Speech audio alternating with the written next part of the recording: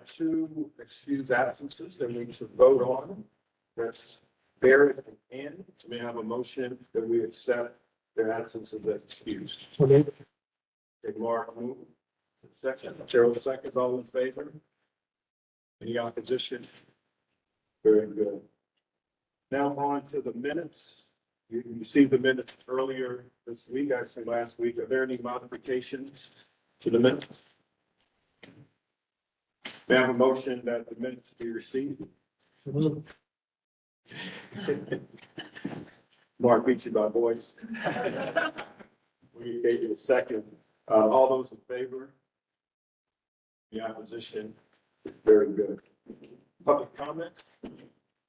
Not heard any sign-ups for public comment. Okay. So on to the COLA with the Planning Commission SMAC liaison.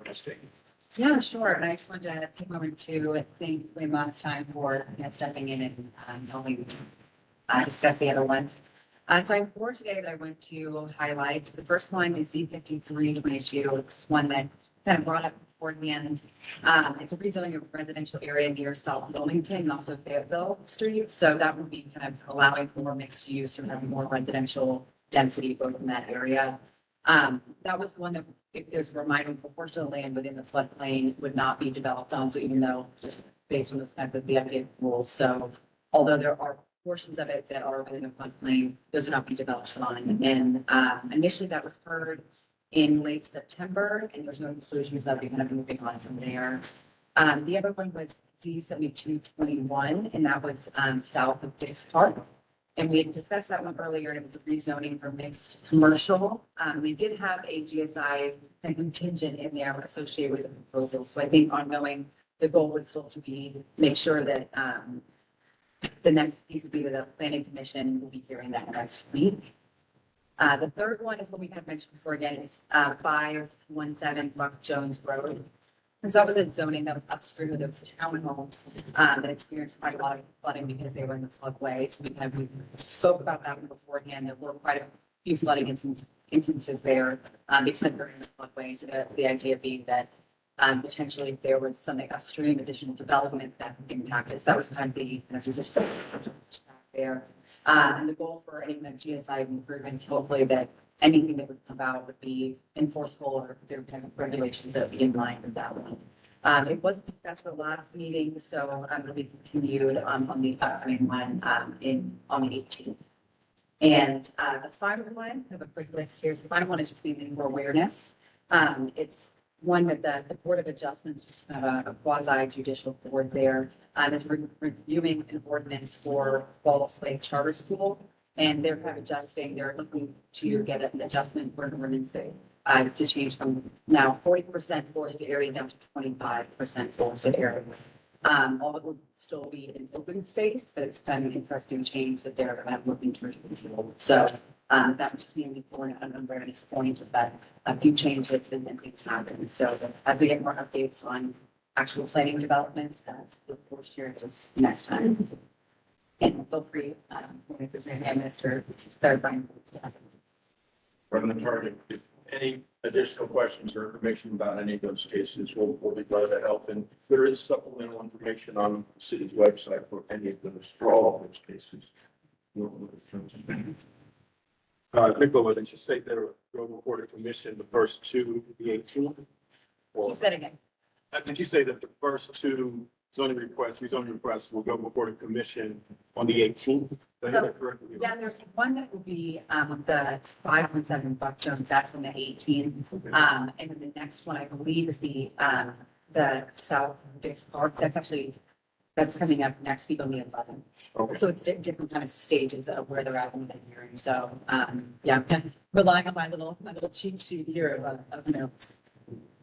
Is the one that South of Dix Park, is that the one you mentioned from Maywood Avenue, what we talked about last week? It is. Yeah. The first two are the same ones that Reverend Taylor had brought up in Walnut Creek. Both are still ongoing. They're further along in the planning commission process. Thank you. Wayne? We have 3 new staff members in the stormwater division, but like to introduce, first is Shawanda Vada. Shawanda is a Raleigh native.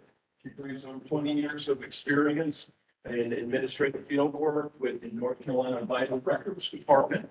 Prior to coming to Stormwater, she worked in City of Raleigh utility billing, sorry. So brings significant customer service experience already. And with us in Stormwater, her job will be primarily focused on processing contracts and keeping on the important consulting and contract work that we're doing. So please welcome Shawanda to the team. Yeah, thanks, Shawanda. And we have Sasha Gay goes with that with us as well. Sasha has recently relocated to North Carolina from Florida. And while in Florida, she worked with Palm Beach Atlantic University and Children's Home Society performing administrative and financial duties. And this, in the job with Stormwater, she will be processing travel authorization, expense reports, processing requisitions, check requests, as well as transcribing SNAP minutes. So, a lot of work to do. So, to be on our team. Glad to have you here. And then next is Megan Walsh. Megan is new to the water quality section, and she has 15 years of experience as a project manager, civil engineer, watershed planning, and local government and private consulting in North Carolina, Maryland, Pennsylvania, and Utah. So most recently, she was a senior engineer on the City of Durham's watershed restoration team, and her experience includes watershed management plans, stream restoration, stormwater control measure retrofits, and innovative pilot projects. She's a professional engineer, has a BS in engineering and a master's in interdisciplinary environmental pollution control and watershed stewardship from Penn State University, as well as an MS in civil and environmental engineering from University of Utah. Welcome, Megan. As well. And those are my staffing updates, sir. Moving to the high priority topics. I'm going to ask Ben Brown to give an update on the Neuse River nutrient sensitive waters. So on September 8th, the Environmental Management Commission approved Raleigh to move forward with the ordinance amendments that we talked about at a couple of meetings last month in August, I believe. And so that means you've got a 6-month window to adopt those. So we are in the process now of formal planning and beginning on the council to develop our section. We're anticipating that to happen in November. So to give us plenty of time to get that done final. But it's later. Great. Thank you, Ben. Appreciate it.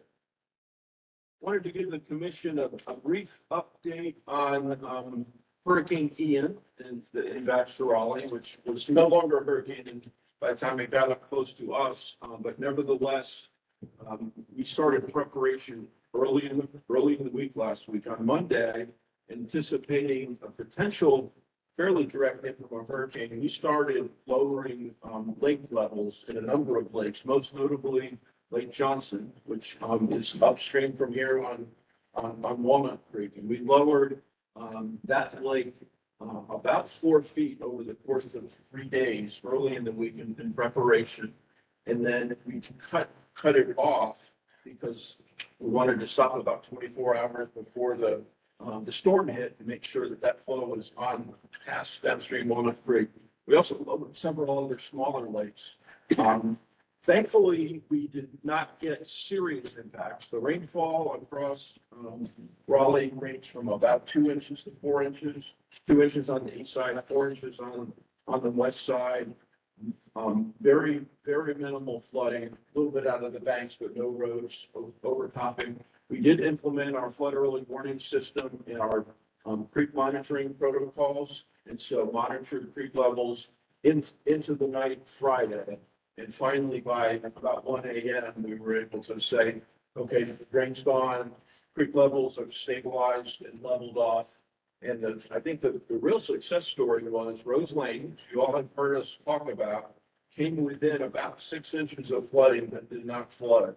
And I truly believe that lowering the lake levels at Lake Johnson gave us enough extra storage that then filled right back up to the spillway, basically, but did not overtop the spillway, and gave us the, that the storage that really helped Rose Lane from flooding. So I think a good success story. Congratulations to Scott and Kelly and the whole team that was monitoring the storm over into Friday and Friday night. So I think that was a good success story.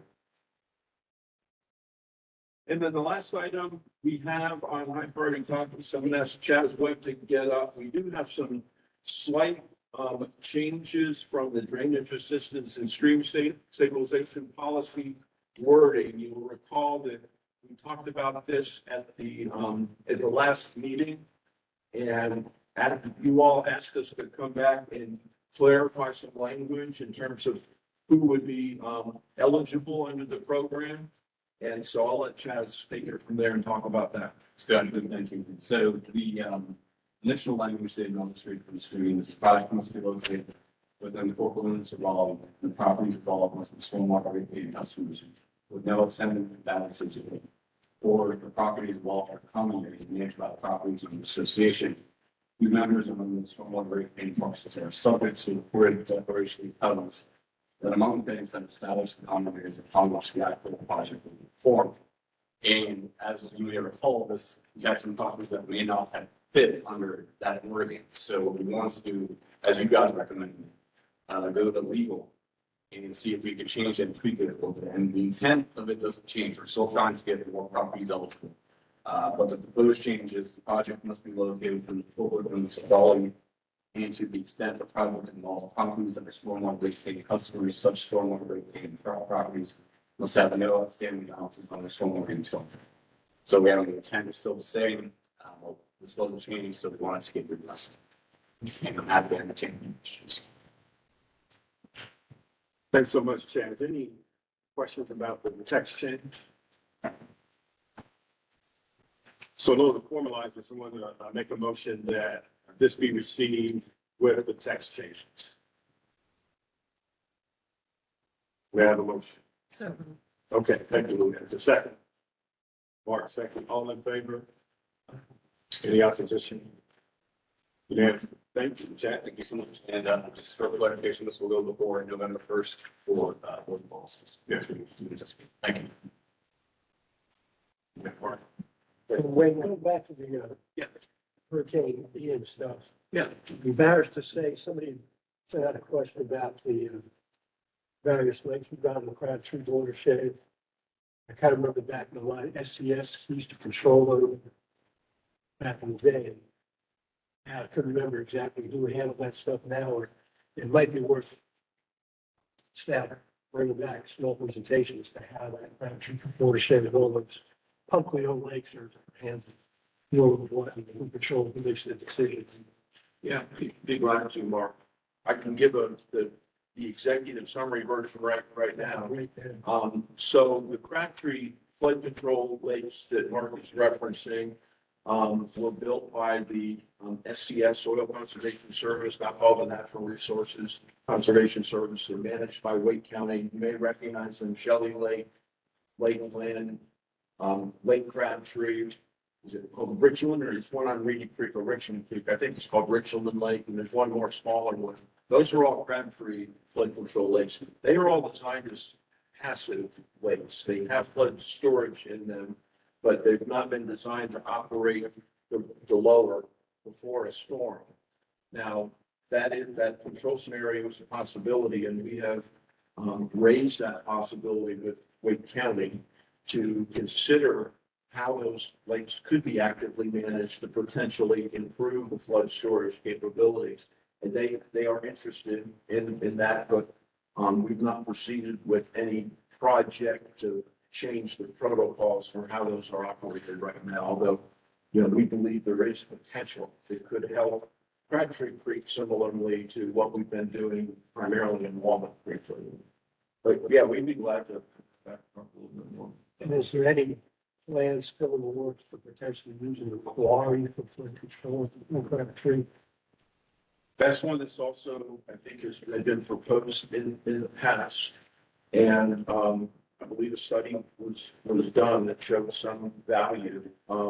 You're probably more familiar with that study than I am, Mark. I think it was done in the late nineties, as I recall. And I think there was some potential, but it was a pretty expensive purchase of the quarry, for the benefit, and there may be some other ways to get those benefits. Now, the other cog in the wheel, I guess, and Ben can explain this a little bit more, but the new flood maps that were just adopted in July, the assumptions that went into the modeling and mapping of those flood maps were changed. You may recall, I think we've mentioned this before, under the very old maps, which were originally, the modeling was done in the nineties, and the maps were most likely issued in 2006, I think, previously. The moment was in 1981. Oh, 1981, even more. The old model, yeah. So that modeling assumed, which was a reasonable assumption at the time, that Umstead Park was developed with single-family homes. There had been some discussion even going into the 80s that I recall the state selling that property for development. So in the new modeling, the assumption is it will stay a park. So obviously a lot less impervious area upstream. And as a result, the model flood levels downstream in Crabtree Creek have gone down quite a bit. In some cases up to maybe 5 feet, I think, Ben. By the moment. Yeah, so in some cases up to 5 feet. So the floodplain has shrunk in Crabtree Creek, and there's a lot fewer houses, buildings that are actually in the designated floodplain. So that's another part of the dynamic in Crabtree Creek right now, which is one. Yeah, I'm sorry. But it's a real quick before anything, like in the mid-teens, there was a request for the quarry to expand, and the city and the neighbors got into traffic talks with them about that, and that kind of got shut down. But the old agreement was the quarry was shut down in like 20 years, and then we looked to sell and quarry do that with that expansion not allowed back then. I don't know if that 20-year contract was split up, they will down, or it's gonna. It's in the air, but that's a monkey wrench that might have got thrown in there for it, like, when their expansion wasn't by all, like, the 2015s.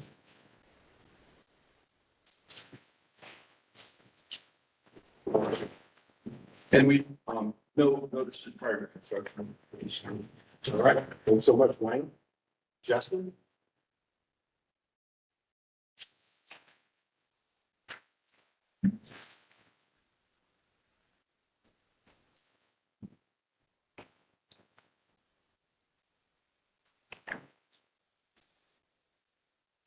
Yeah, thank y'all very much. Good to see everyone. Gonna jump right into it. We had an abbreviated quarter these last 2 months. We met in August, delivered the quarterly report, which typically is just delivered in July. So abbreviated quarter, if there's any questions, I'll field them. You have some backup information in your memos. Once again, just a review for the commission, Raleigh Railroad Awards was originally approved as the Water Quality Cost Share Program back in 2009. It supports projects where in excess of stormwater regulations to the extent that funds are available and to the extent that they are reasonable and practical. And that is why we're here today, is to make sure they're reasonable and practical. So we can go ahead and move into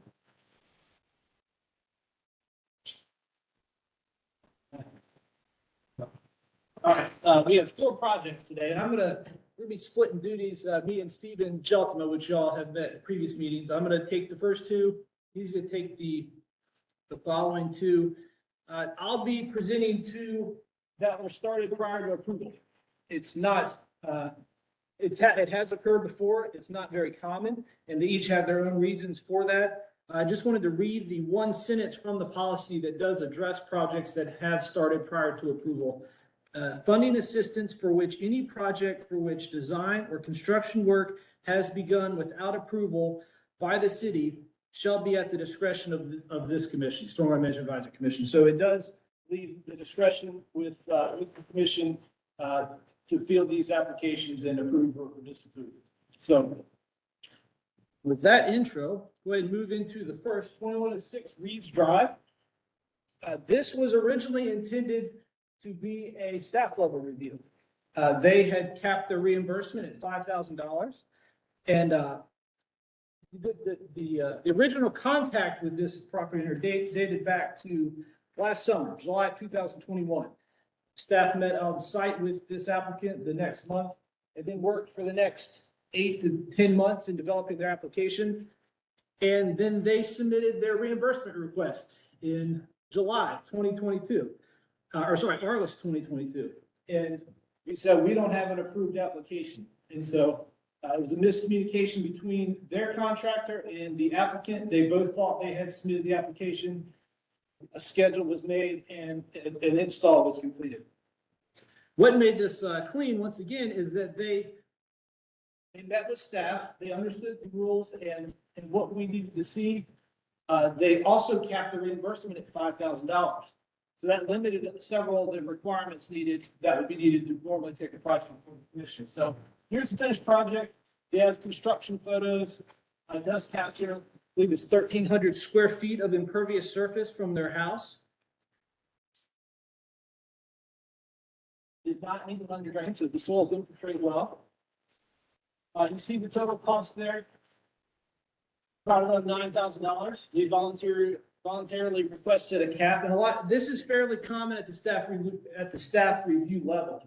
Folks cap their reimbursement to expedite the timeline for approval. They make that request for a shorter maintenance period. It's 5 years compared to 10. And a lot of times they just want to deal with their single contractor. It's a pretty arduous task to obtain 3 quotes for such a small project. So that was their intent. So as a result of that, the city, they're asking for 56% of the total cost when potentially eligible for up to 75%. Here's the cost breakdown, just blown up. Adding one more layer of explanation, but doesn't change the bottom line, is that this project, as you can see, does exceed the cap as presented. So looking at that cap and working backwards to what an acceptable cost would be, 75% of that acceptable cost is still more than what they're requesting in reimbursement. So say all of that, that the takeaway is that they are requesting less than the 75% they're eligible for in the watershed, and they're requesting less than the program cap has allowed them to be eligible for. So, but we do still take note, and we still annotate that the cap was triggered. Any questions on that? There's a lot of weaving in and out of cap and not cap. So when compared to other projects, it's truncated as it's been the last several months, with the ends of the comparison table showing here.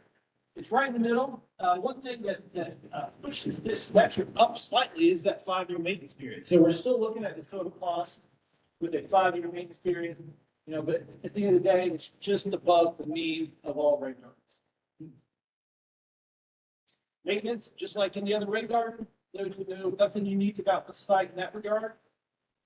And I'm happy to entertain questions about this project, about anything that I quickly ran over and how we got to this point.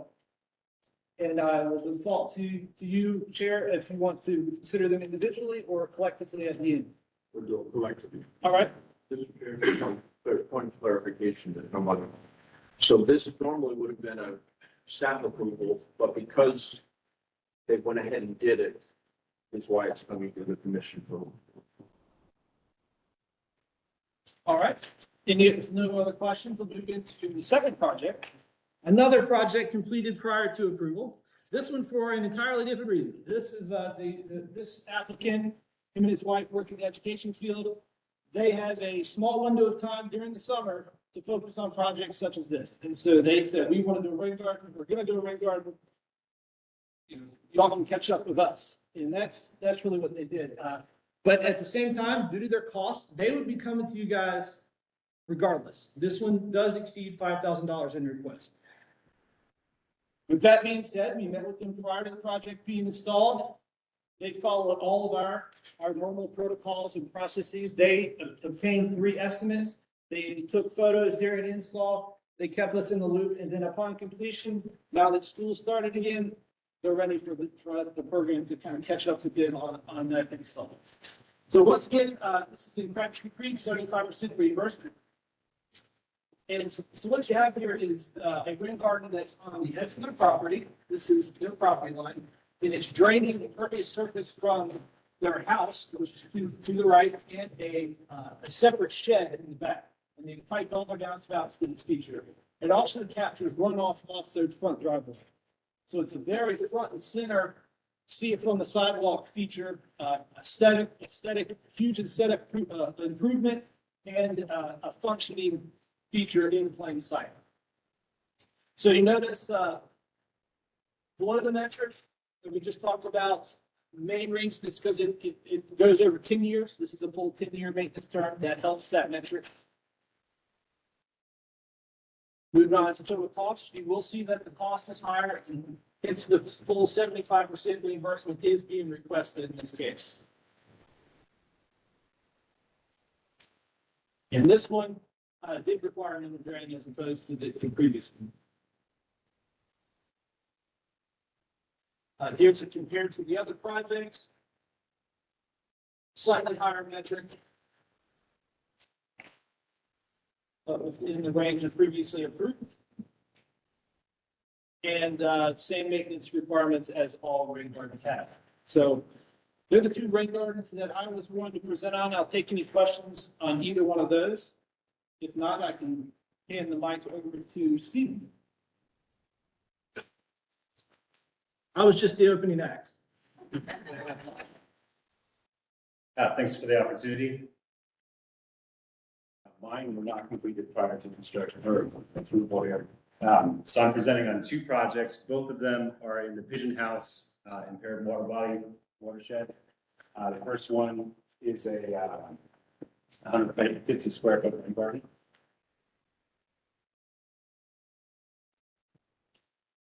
And they are diverting the majority of their rooftop. I highlighted both of their downspouts with little symbols there, and also the adjacent driveway from the west.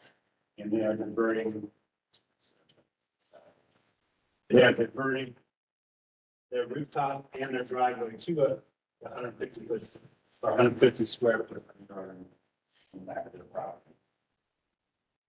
Show you some pictures so you can visualize it a little better.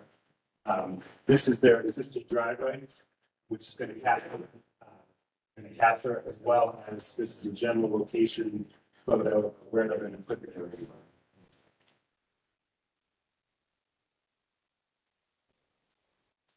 This particular project was on the expensive side, it was below the cap. As you can see, it's 6,000, almost 6,500, 6,400, and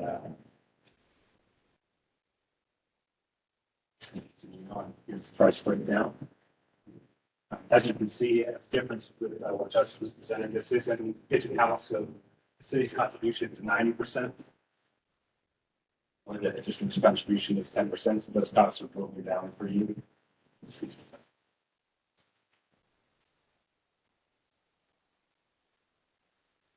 And these maintenance requirements have not changed.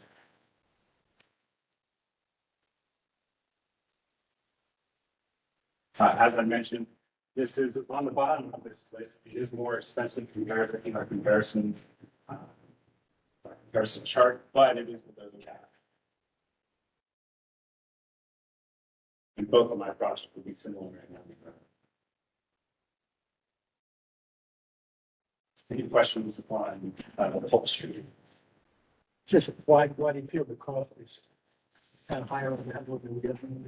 Yeah, we addressed that concern right away with them, and the initial response by him was that not only has his labor costs gone up, but the price of all materials. And this particular project has not all the bells and whistles, but it has an under drain. It has a component where he's installing a trench drain through his driveway, and I think those costs would push that on a little bit of a higher end. But his main argument was that the last 2 years, his price had gone up 25%.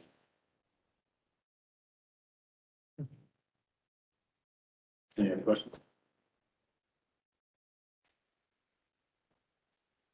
All right, moving on.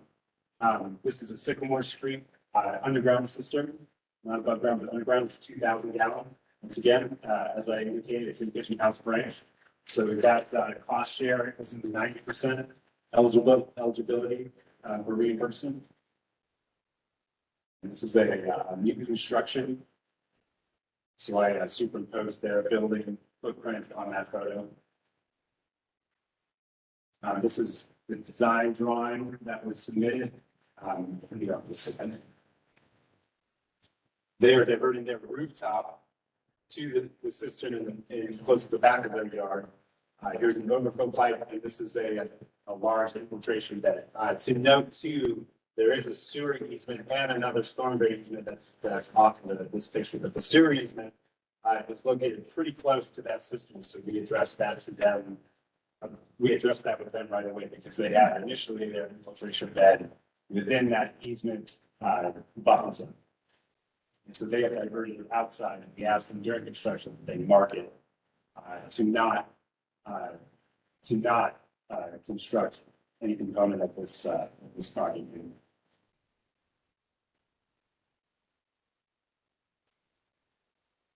This is a general photo, very basic layout of what they're talking about, the rough diagram of where it will be facing. This is the direction of that infiltration bed, and this is that overflow pipe during water storms that would exceed the size of the device. Once again, this is below the $7,000 per pound total nitrogen removal cap, but it is on the high end, so you'll see this on the bottom of that chart in the next slide. This is the general removal cost comparison. These cost, estimated cost breakdown. OCD.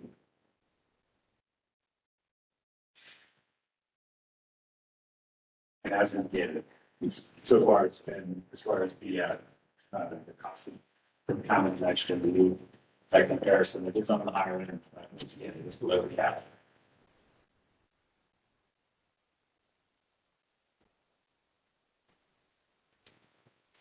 These are general cistern maintenance requirements, especially for the underground.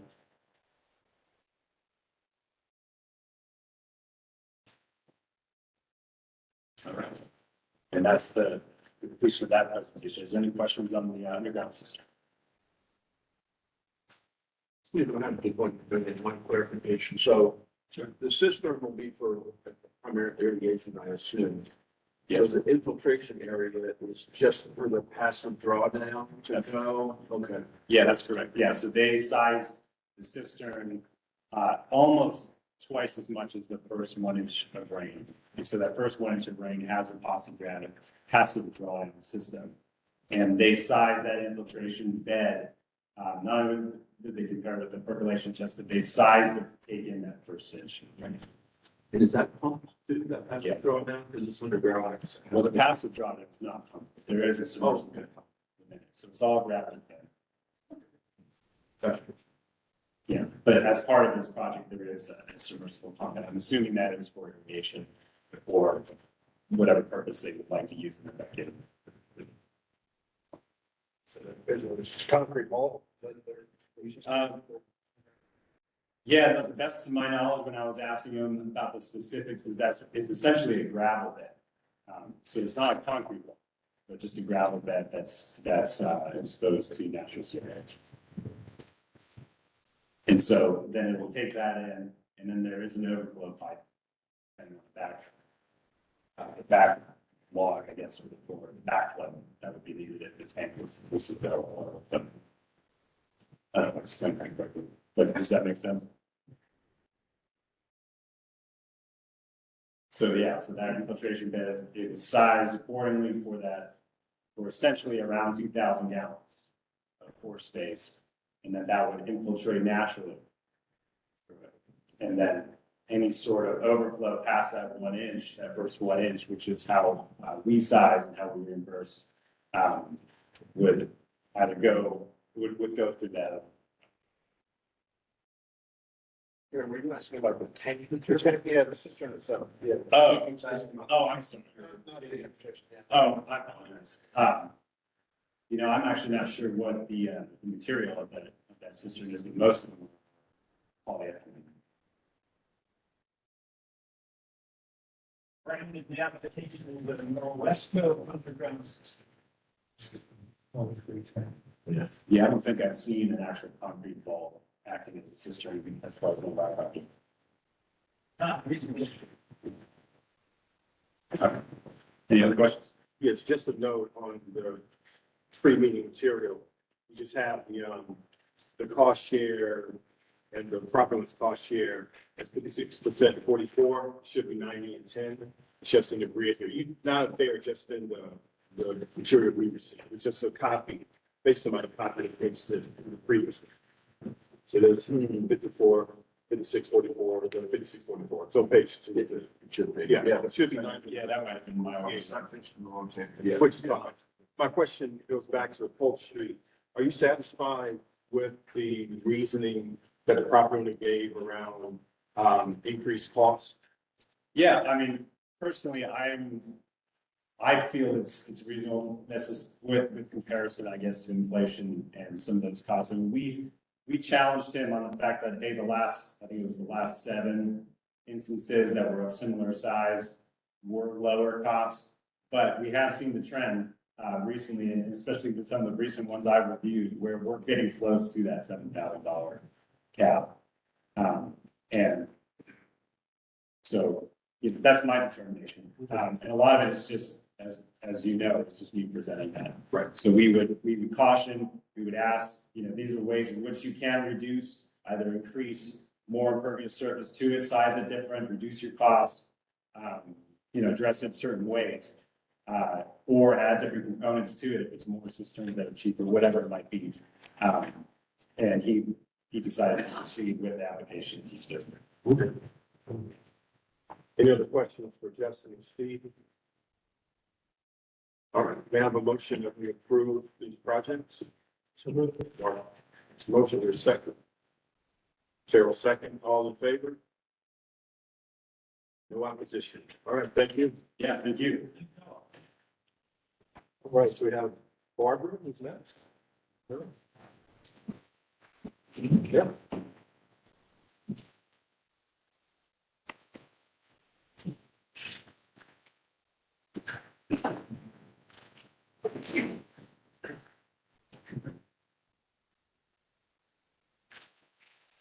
Hey, good afternoon, everyone. Good to see you on this beautiful fall day. I'm going to talk a little bit about watershed master planning. And we appreciate the feedback you have on the program direction.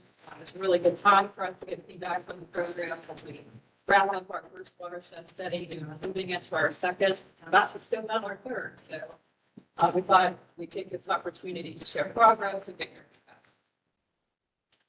Okay, so watershed planning is about strategically improving stormwater conditions for our customers.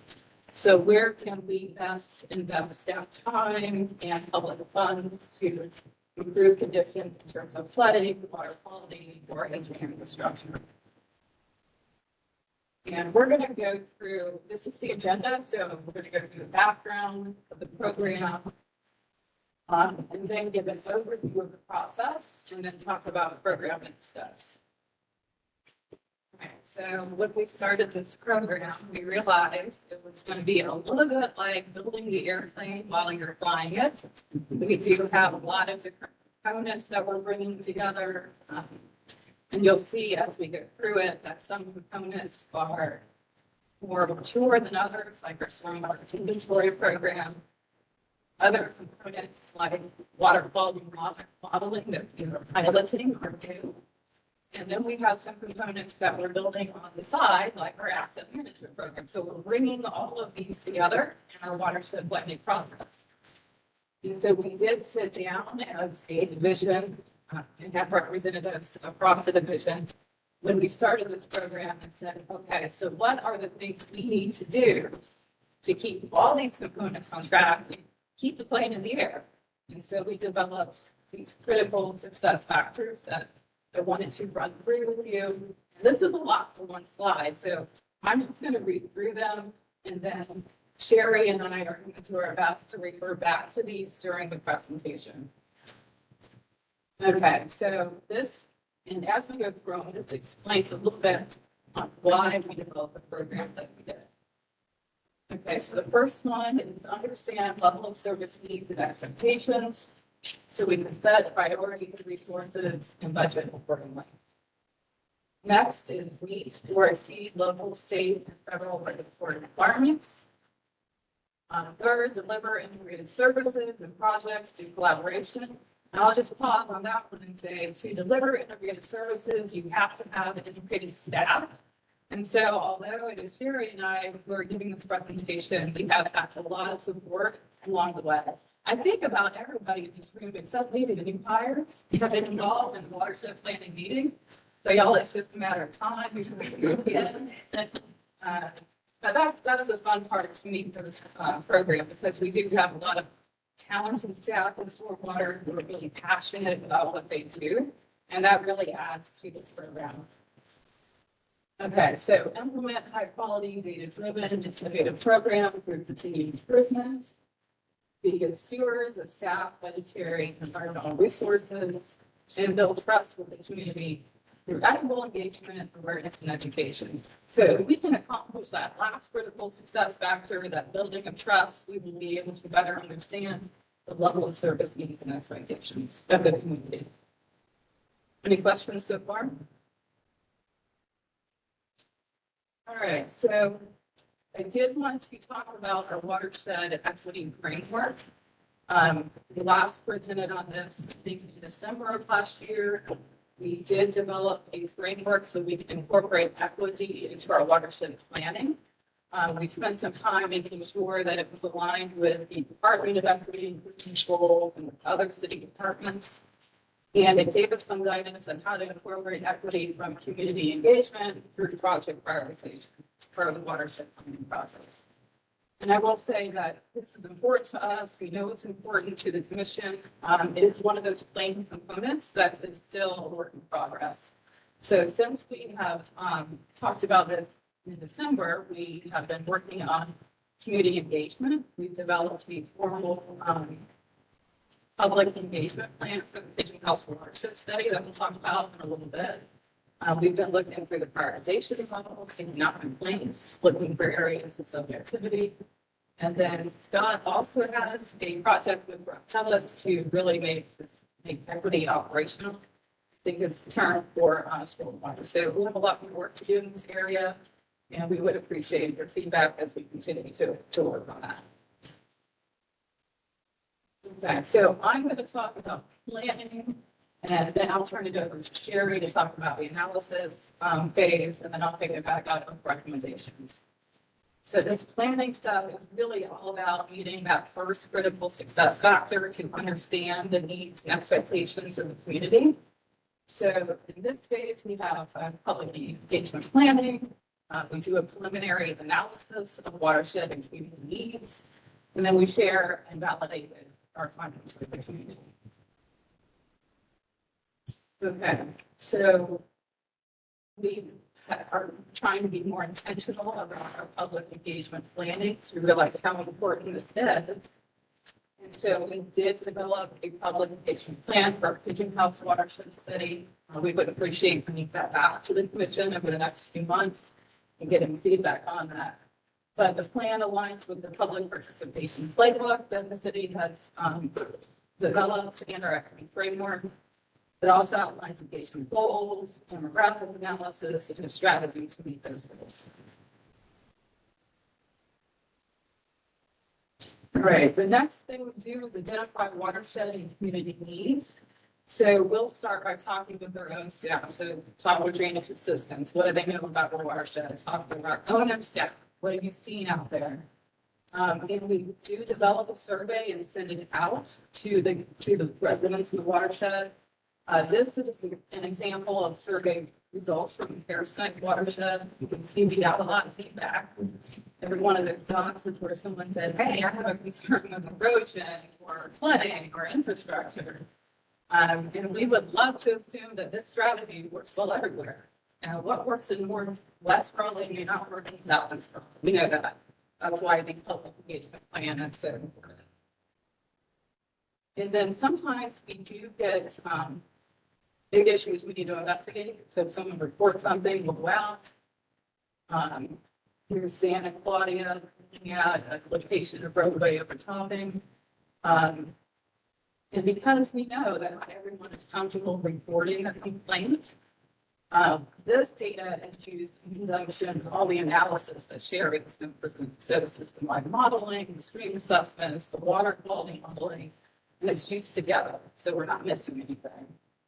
And then these folks will also collect data that we can use to validate the modeling. So for example, if we get a high water mark, our consultants can use that in the modeling that they do. Right. Next, we do have a public meeting to share and validate those findings with the community where we can say, hey, we heard you. Thank you. Thank you for your participation. Here's what you said. Do you have anything else to add? And so we had a drop-in style from a Hairspine public meeting. We had a lot of folks come out. It was a good way to that one-on-one interaction with the community. And it is also a good way as we kind of build trust and highlight stormwater services.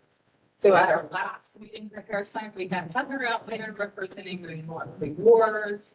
We had Dominic representing the new buffer in the bag program. We had Claudia and Dan out there with the full camera talking about how we inspect infrastructure in the watershed and providing some good tips on what they can do for the infrastructure on their property. Chaz was out there representing drainage assistance and the stream stabilization program.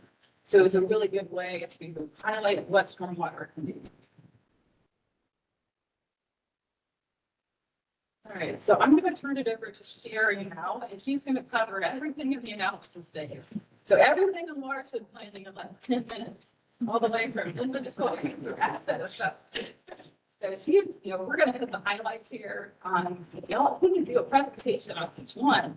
So if we all have questions, please feel free to ask.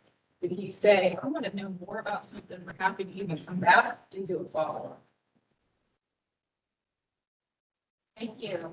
So like Barbara said, I'm going to cover kind of our technical topics, and it's just a high-level overview. There's a lot more on each one of these to go.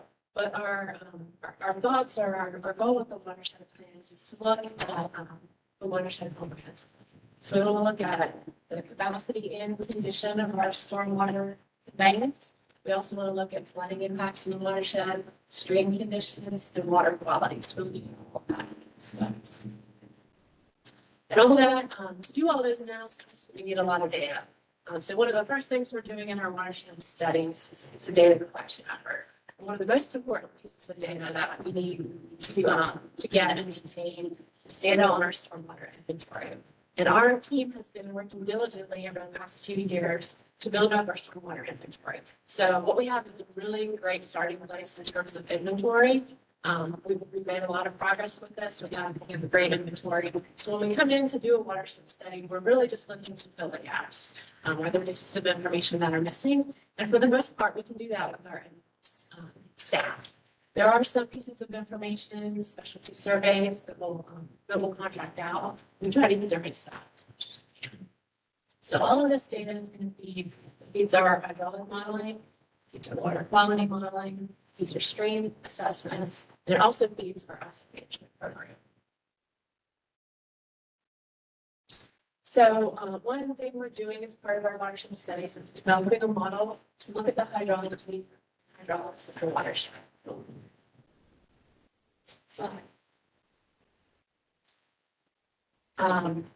So our approach here is to create a model of the entire watershed, and we want that to include the primary conveyance system. So that's areas that drain 100 acres or more, or as far as pipe systems, we're looking at pipes that are 36-inch and greater.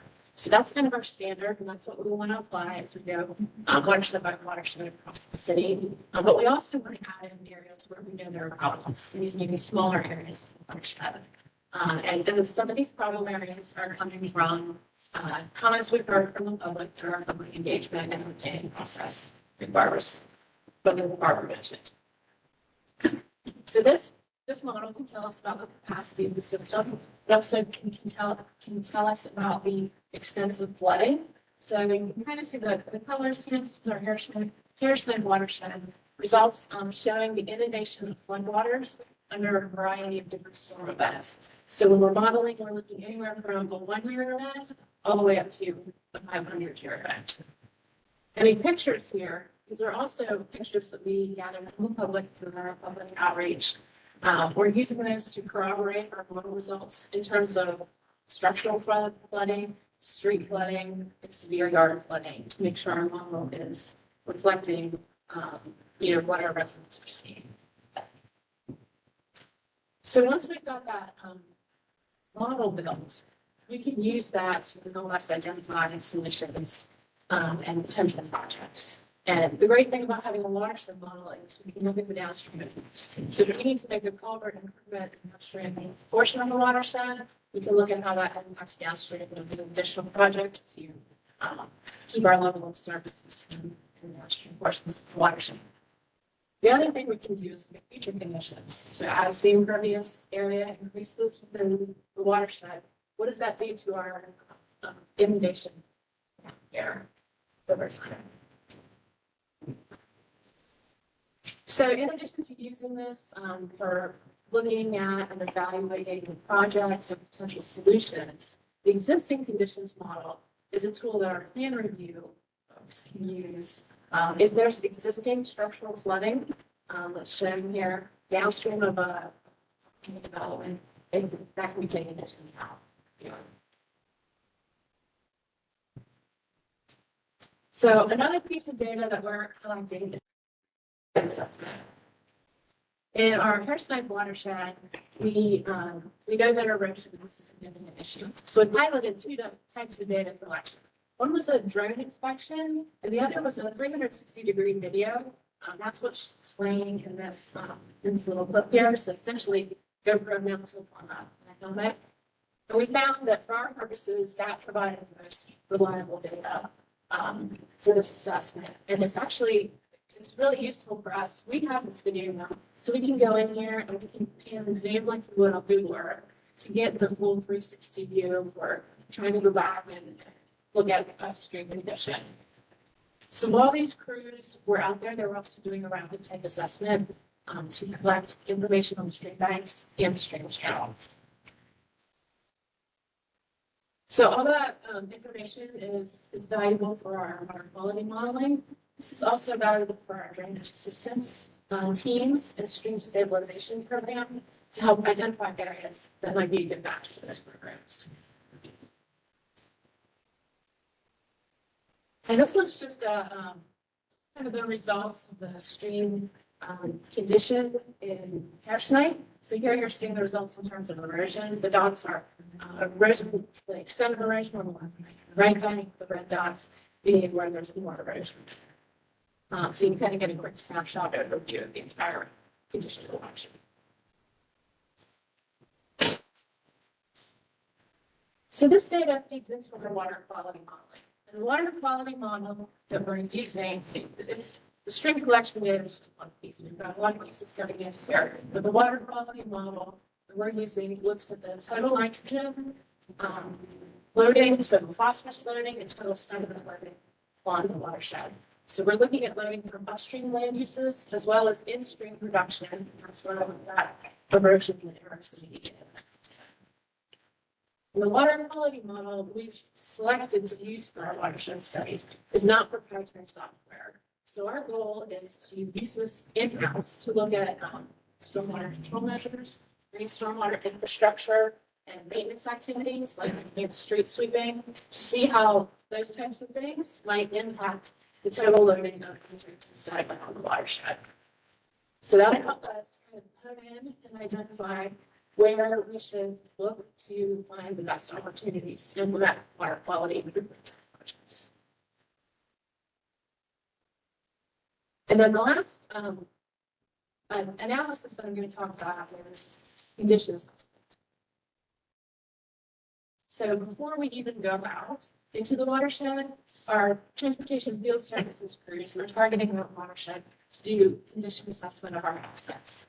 And right, remember, I think it was several months ago, there was a meeting out at TFS, and they did a demonstration of some of the condition assessment techniques. So that's the pull camera, they sit down into a manhole or an inlet and look up the pipe. We've also got crawler or CCTV technology where you put a crawler in the pipe and pay and tell what the pipe. So they are collecting that data, they're coding it, and putting it into our CityWorks data management system. And that also gets automatically pushed then to our asset management risk model.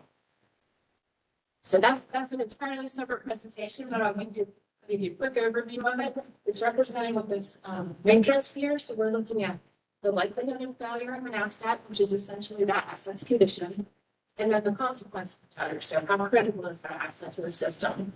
So the assets that have both the highest likelihood of failure and the highest consequence of failure, that's up in the far right quadrant where you see the red there. Those are the ones that we want to look at first for our rehab and replacement. So this condition data and watershed data is feeding into our asset management model and helping us identify where we have the highest risk and where we should focus our rehab and repair efforts. So I'm going to now turn it back to Barbara. That's kind of all the individual pieces that we look at. It's just going to talk a little bit about how this came together in recommendations.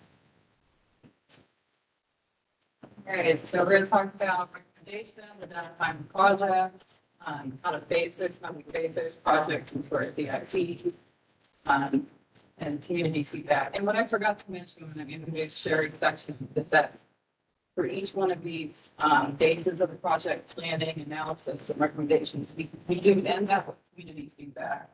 So we do have a public meeting for each phase. We just did a receipt all the slides for the short presentation. All right, so our goal, if you remember from our critical success factors, is we want to make data-driven decisions and develop integrated solutions. So all that data that Sherry talked about, we pull together, and we look for opportunities where we can improve aging infrastructure, improve conveyance, combine that with stream restoration. And those would be priority projects. Sometimes you can't do it, sometimes you just need a line of pipe, even though there's not a water quality opportunity. But we do aim to integrate as much as possible. And then we look to phase those projects in, and there's a lot of different factors that can impact how we get things done. So first we look to see what we can do in-house. So some, our transportation field services can do a lot. And if it's a repair that they can make, it'll go on their list and it'll get done. If it goes into our CIP, we assign that prioritization score, and then we look at priorities across the system. So even though we started watershed planning in Harriside, that doesn't mean we're going to spend the next 20 years in Harriside doing all the projects. We're going to look across all the watersheds and look for the priorities, the highest priorities. Next, partnering opportunities. So if we have an opportunity, for example, to partner with parks on a project, that could impact how it plays out in the schedule.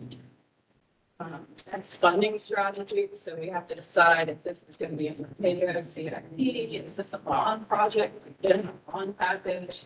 Do we have the opportunity for grants? And that can impact on the project phases.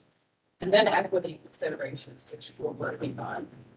And we know that watershed planning can drive a lot of projects.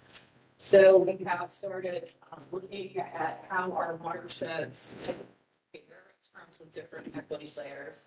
This is just one example. So on this map, we've got in red the 3 watersheds that are in progress. We have Harriside, which is wrapping up. Pigeon Mountain in the middle, which is in the community engagement phase.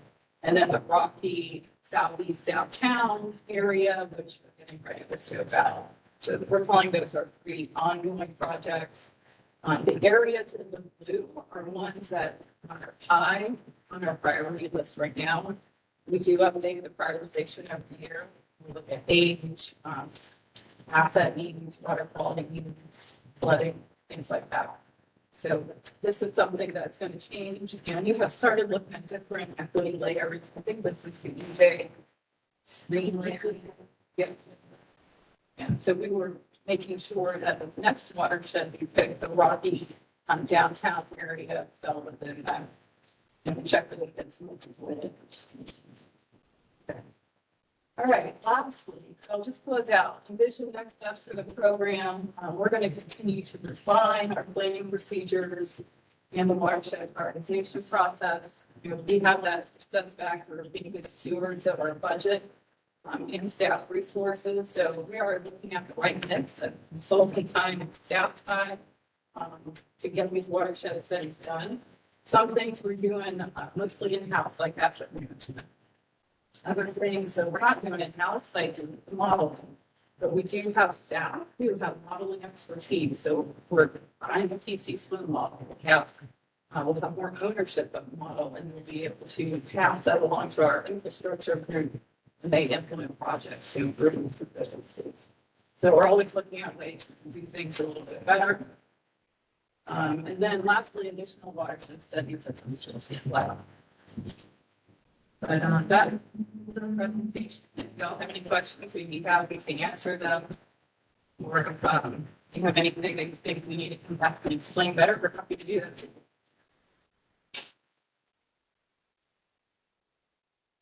Yes. Question, I'm curious, you mentioned consultants, it seems like you guys are carrying the load quite a bit, but I mean, who are the partners working with you, kind of what's the size of the city's investment in this, I guess, financially right now? Well, it's a staff of 2, staff of 12, plus consultants, what's the?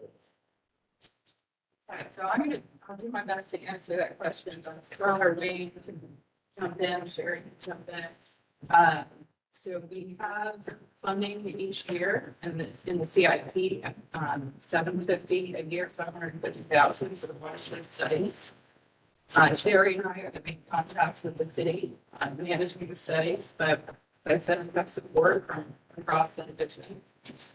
We have multiple consultants working on the studies. I think we've had HDR around Colorado City and Smith, mostly for our on-call services. Does that answer the question? Yeah. It's, I mean, right now, it's you two as the key staff besides the integration with our stormwater staff. Yeah, we're, right now, for the first 2 watersheds, we're working on a lot of methodology documents, and our consultants are helping us with that, so it's really really good solid doing. And we're hoping to take those methodology documents and use them to be more efficient as we go on in watershed studies that apply a similar methodology as we go across the city. That's important. Yes. And when you mentioned like paying consultants, kind of helping with their thing, I think you mentioned maybe it's a different portion of it doing not free, no, open source modeling effort. Is that the same platform across all the zones that you're going to share that and you're going to have the same reliability on each of the results that you're getting, or the we're using different systems and for the prioritization efforts? Yeah, we're looking to use the same system throughout so that we have everything on an equal basis. Our hope, we have to evaluate staffing, but our hope is to also be able to use that for ourselves. So let's help us in that. Thank you for your presentation. Barbara, earlier in your presentation, you used the phrase validate planning as related to community engagement. What exactly do you mean by that phrase validate planning? This is when we're getting feedback from the community. Yeah. So what I meant by that is, we're getting data, mass data back from the survey with options. We are going out and talking to people, but we wanted to have a check-in point. We say, okay, this is what we think we're understanding from our comments in the survey. Let's make sure, let's check it, come to the public meeting, talk about it with us, see what everybody else has said, so we have kind of a common understanding of what the stormwater conditions are in the watershed. Engineer, yeah, just a clarification there too. So for example, in Hairstyle, I know there was a lot of erosion, a lot, and some, even some neighborhood flooding. Like there was at least one instance where I think it's maybe a dozen houses are, have one access point and that floods. Similar to Rose Lane, but not on that same scale of the size of the neighborhood. So we're plugging that into the modeling, confirming and recreating that the model predicts similar situations to what the community is observing, and then bringing that back to the community and saying, okay, here's what we're seeing. Does that still make sense with everything you're telling us?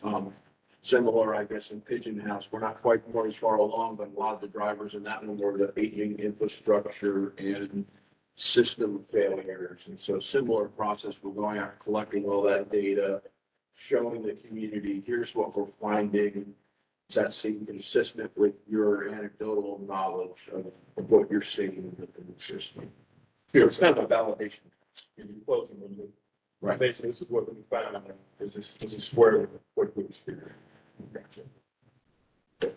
What's that process? I mean, these are 2 to 5 year studies and like engaging the community in a consistent manner, right? I mean, it's a Vision House Street corridor. There may be less residents there, more commercial businesses there. It's changing and, the following survey. I'm just kind of, what does it globally look like? Like, public vision plan. For one quarter, like, what, I kind of understand, I've been through a lot, but I'm just trying to understand the scale of this and the scale of duration. So what does it now mean? Right, so the Hairstyle project was 18 months. So, for example, we sent out the survey, and we had it out every month as we had the public meeting.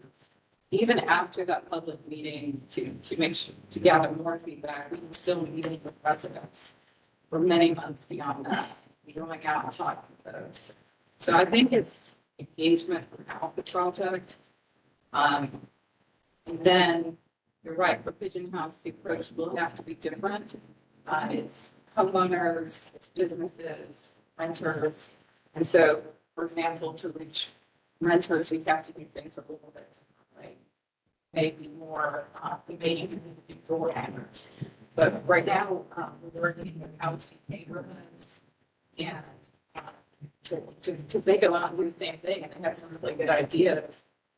Neighborhood pop-up events and such that we could do to reach people. We're trying to reach out to other departments in the state, we're trying to do something similar and learn what they have experienced. So practices as well.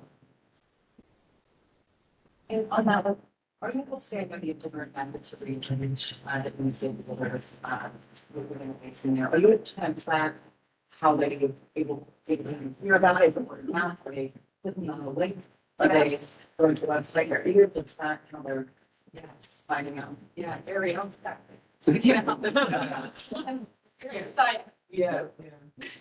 Oh, you go ahead first. Okay, well, you help me out. So we released, for example, the Pigeon House survey a few weeks ago, and that first day we had a big jump up in participation. And then every time Ariel sends out an email or social media, we can kind of see, are we reaching people and who? Because we know we can look at the point they added to the map and see, okay, which area responded to which method of communication. So that's our goal. We're in the middle of that right now.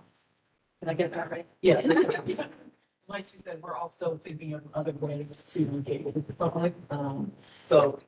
Meeting with housing and neighborhoods department, door neighbors, we're thinking about doing that for some flooding awareness initiatives as well. So we're definitely thinking of some different modes versus just all electronic.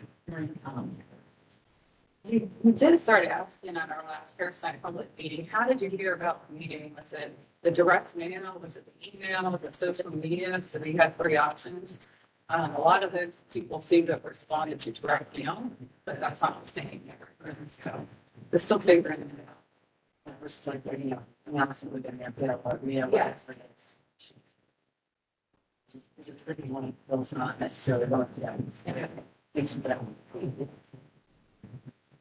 If I can just add to that too, that one of the big changes with the public engagement in Pigeon House, which I think that's a presentation we have scheduled for December, maybe? Yes.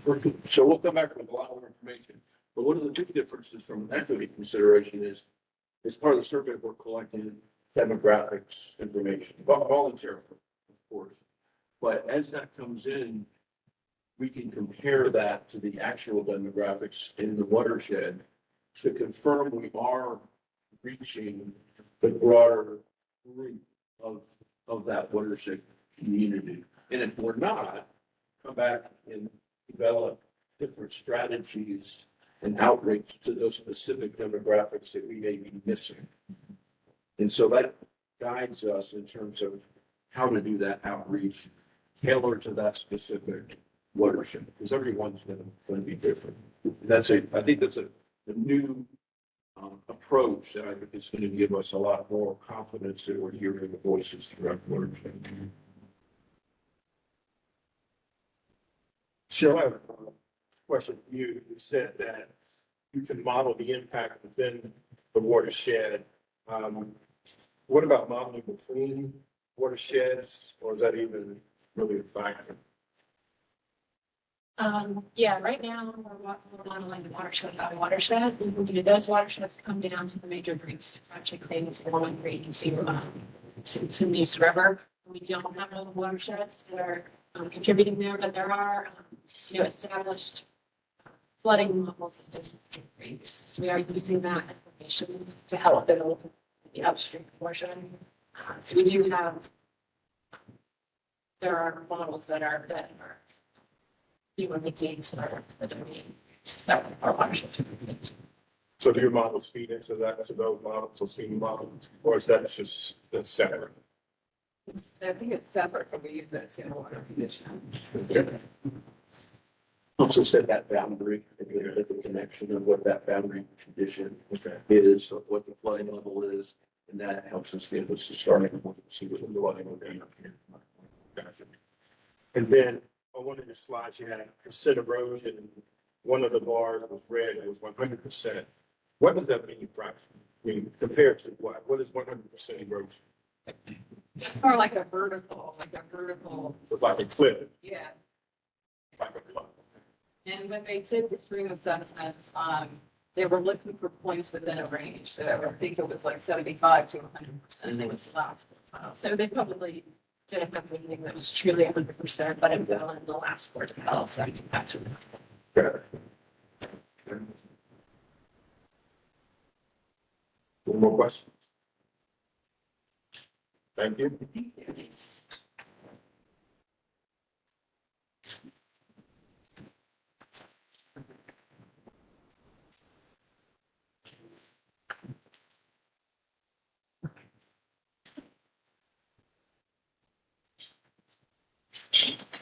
Okay, so the last item is the bringing back the SMAC annual report for fiscal year 22 and the proposed work plan for fiscal year 23. And with your review and approval, the plan is that we would, you would bring this to the city council for their review and endorsement, especially the work plan. So you're reporting on what's happened last year based on your work plan that was approved by council, and then proposing your next work plan with city council for their review and approval. So we did get one comment on the draft report. We're still open to more comments. The ideal would be to finalize this, but we can still make changes and then approve it with those changes. If you would like to make more changes, it's not too late. There was one, and I think this was a typo at the bottom of page 3, I believe. I can't remember who brought it up, but it was, I think, a typo here. Have moved into the design phase, so that we've made that change. Yeah, I think it was, yeah, there's something right there. But I believe that was the only changes that we had. If anyone has any other comments or suggestions on the annual report, we'd be glad to make those. And again, kudos to Ariel for an excellent report.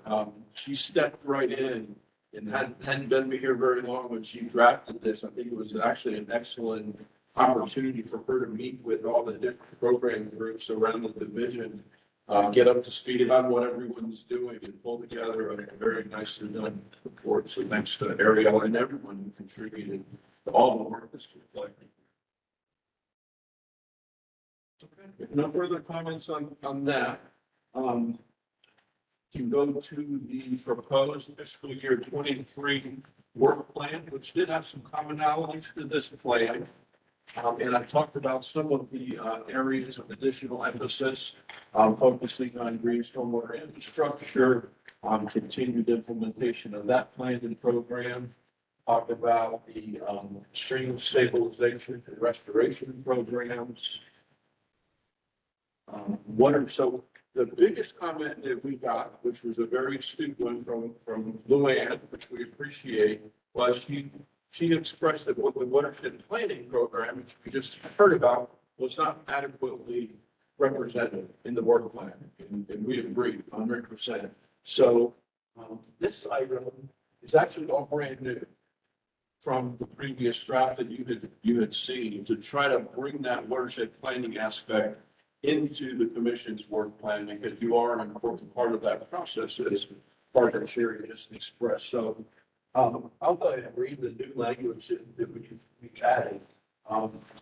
Support watershed planning. The youth watershed planning program approach is a means of understanding the condition and performance of the city's stormwater system and identifying project priorities and community needs to improve system performance, mitigate system risks. It's item 1 under watershed planning. Item 2 is prioritize watershed planning. Review watershed planning priorities so they are implemented in an equitable manner to drive other aspects of the stormwater program, including maintenance practices, capital improvements to improve the system level of service related to flooding, water quality, risk of asset failure, regulatory compliance, and other stormwater priorities identified by the community.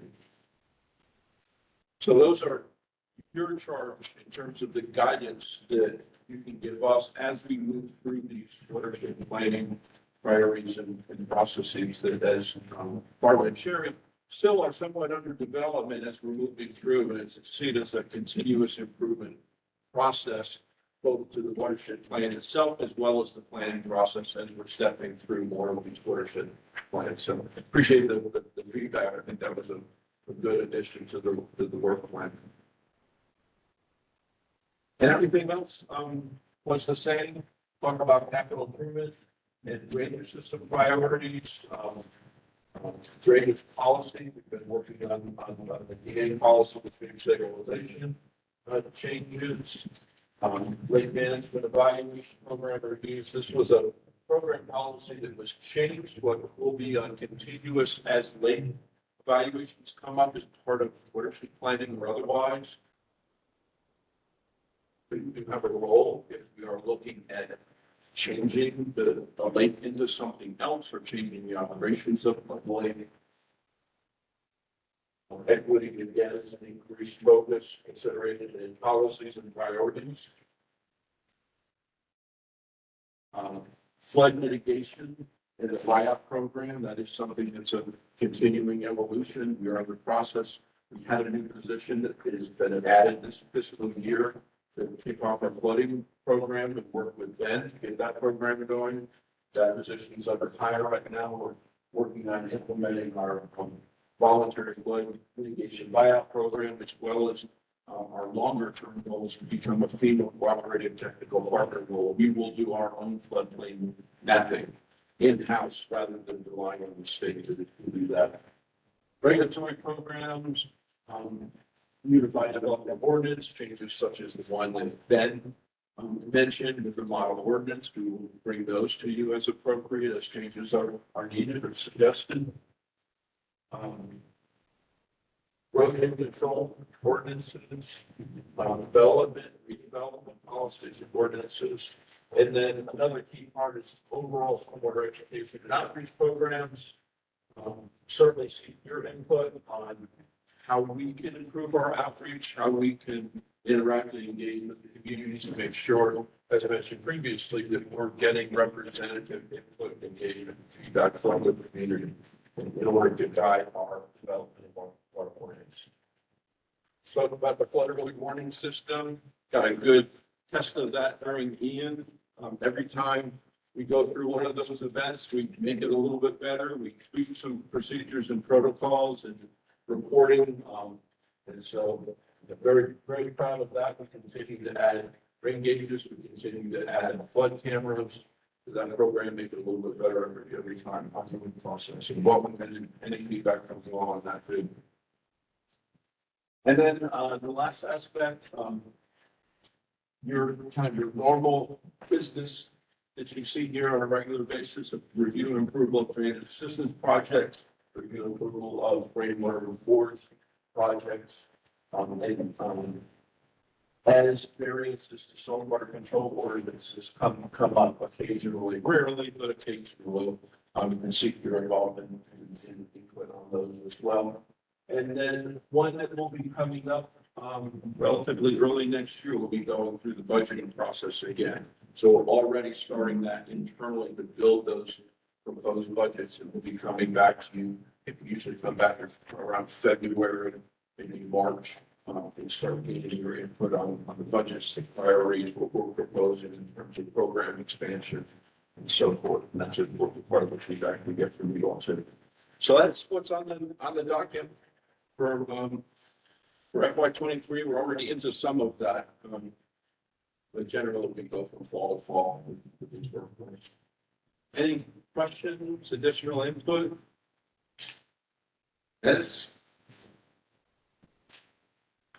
Can you explain what will happen here soon with you and John on November 1st? Is if we look at it? Yes, so the next steps would be, if the commission recommends endorsement of the annual report and work plan, then that will be brought to city council. We're proposing to do that at the November 1st city council meeting. You all are welcome to attend, not required.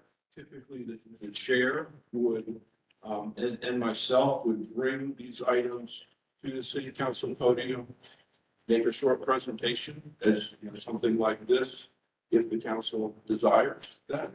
Sometimes they do, sometimes they've read it, they're good with it. And then at that point in time, the city council would receive the report and approve the work plan for the commission to take forth.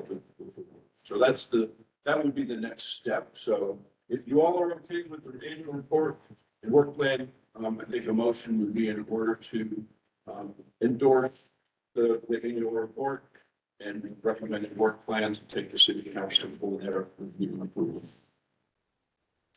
Any other questions or feedback?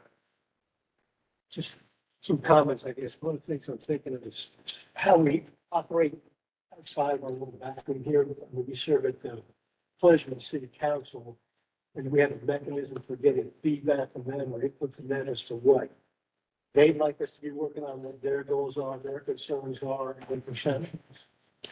Yeah, so oftentimes issues will come up at the table, whether it be related to a rezoning case or some other policy issue, and council will send those to the commission for review and consideration. Some fairly recent examples of that, probably the biggest one recently was the review of the floodplain ordinance. And that originated with a specific request from council to look at our floodplain ordinance, to consider changes, including possible development restrictions in the 100-year floodplain. That came to the commission. The commission then worked with staff and initiated a stakeholder process, went through a couple of years of stakeholder, made some recommendations. Those came back to the commission. The commission endorsed those and took them to council. So that would be an example of something that was originated by council at their request. The other mechanism is council member night is the commission liaison. And he and Commissioner Taylor, Chair Taylor, do communicate occasionally on issues. And Councilmember Knight can make suggestions on items that he would like for the commission to be involved in or take a look at. Another mechanism for another example, if in a meeting, I believe it was during the downtown south rezoning case, Councilmember Branch suggested that SMAC and the Planning Commission have some type of a liaison communication. And this is what resulted in us having an appointed official liaison from the commission to look at planning cases, keep this commission informed, and work with planning commission as appropriate to bring back any feedback or voice or concerns or questions that this commission has for the planning commission. So that's another example of how some of those interactions have worked.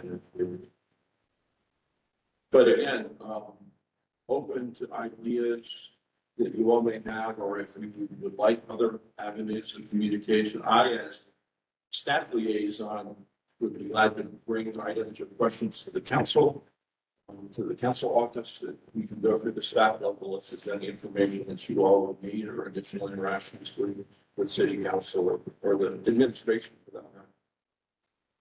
One other quick update too. There has been recently the Office of Community Engagement, which is a relatively new office, just started last year within the city government. They are holding regular meetings with the liaisons from all of the boards and commissions across the city, of which there are many. I couldn't begin to name them: Planning Commission, Parks and Recreation Commission, Bicycle and Pedestrian Board, Environmental Advisory Board, which, by the way, Reverend Taylor and I are presenting the Environmental Advisory Board next Thursday at their request. Commissioner Smith, I believe you served on the EAB in the past. So there's maybe 20 something boards.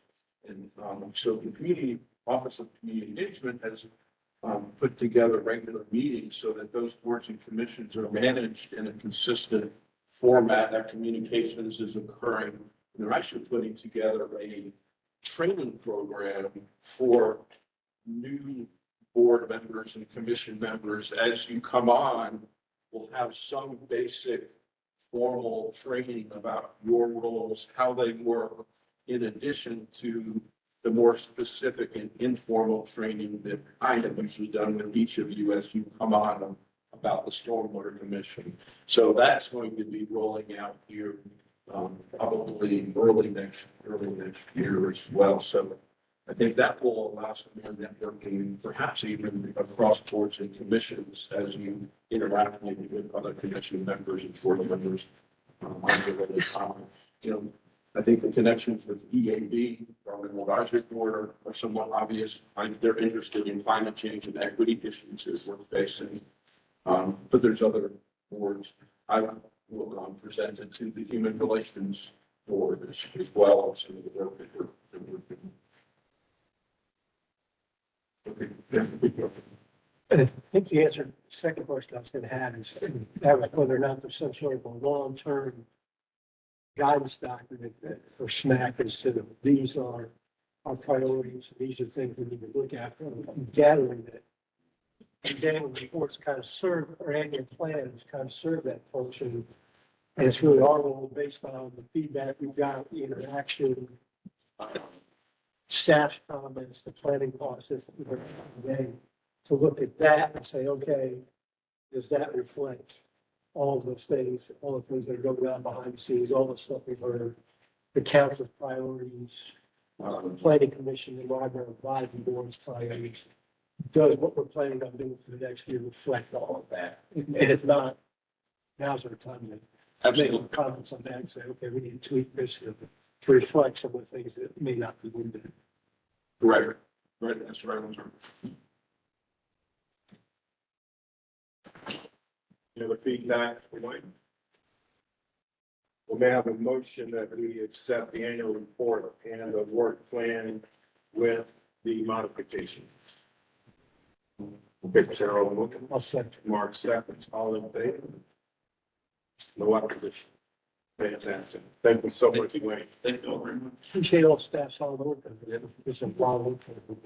I agree. Thank you very much. You've been a great staff here, so here's the goal.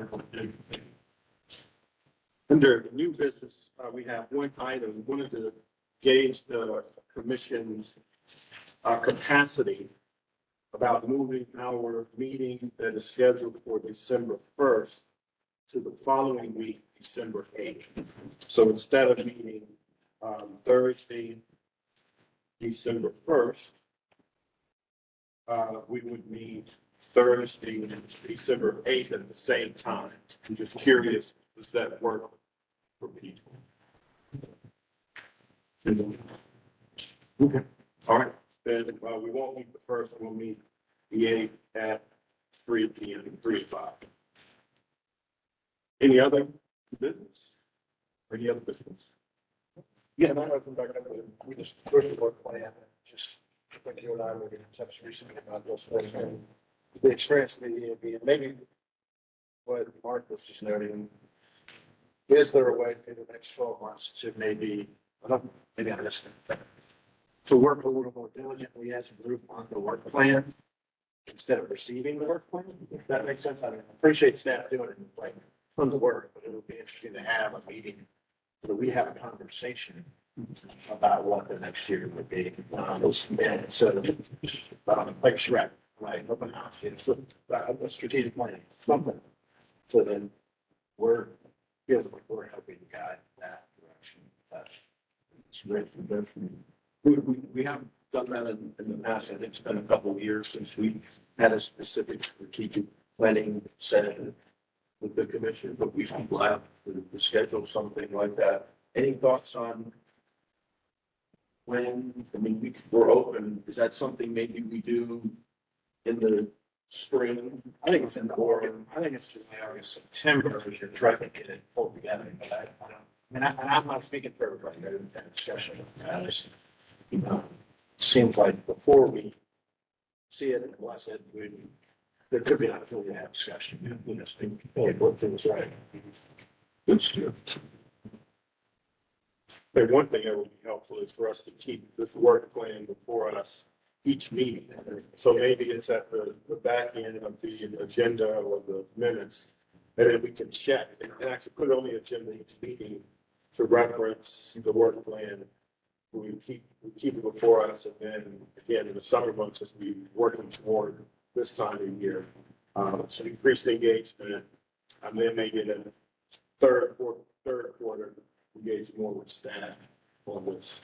It's great to see what your strategy. Right. Anything else?